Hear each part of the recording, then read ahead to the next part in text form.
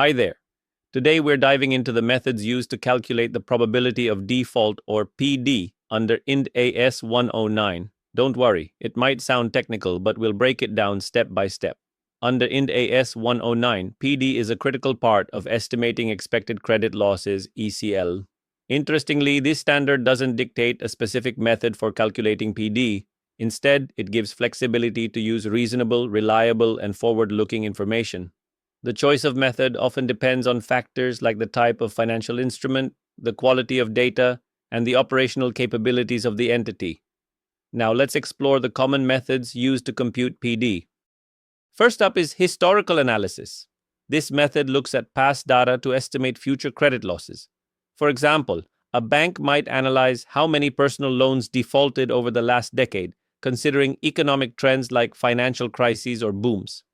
Similarly, a credit card company could review historical default rates, sorted by credit score bands to estimate PD for different customer groups. It's particularly effective when you have a long history of stable data.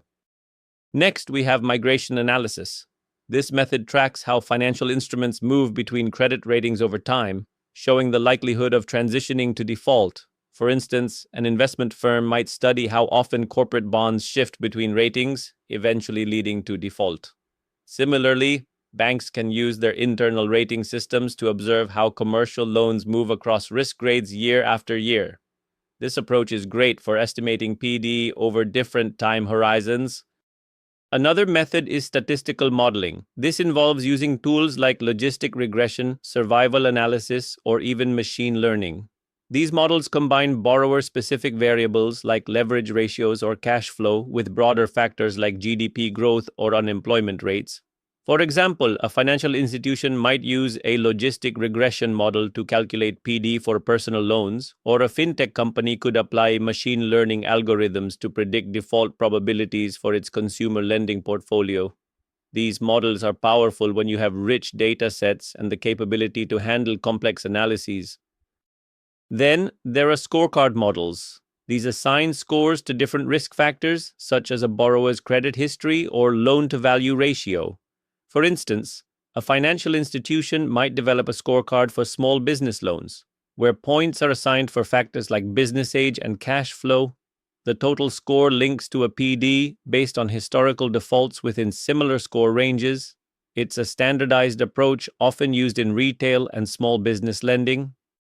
For entities with access to market data, there are market-based models. These rely on information like bond prices or credit default swap (CDS) spreads.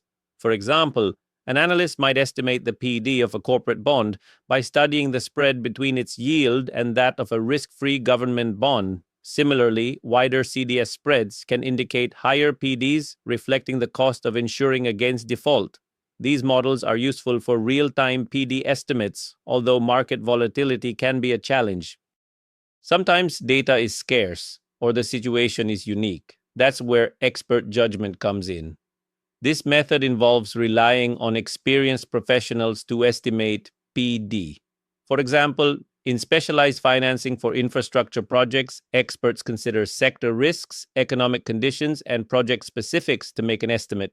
Similarly, credit risk managers might adjust model outputs based on recent market events or regulatory changes that models don't fully capture. In practice, most entities combine several of these methods. For instance, historical analysis might be the foundation, with adjustments from expert judgment or statistical models to account for current and future conditions. The key is to ensure the methodology is robust, transparent, and regularly validated against actual outcomes. Finally, documentation is critical. Entities must record their methods, assumptions, and the data used to ensure compliance with Ind AS 109 and to allow for adjustments as conditions change or new information becomes available. So, whether you're dealing with personal loans, corporate bonds, or unique financing, there's a method or combination of methods that fits your needs. Thanks for tuning in, and I hope this helped you understand the many ways to compute PD. See you next time.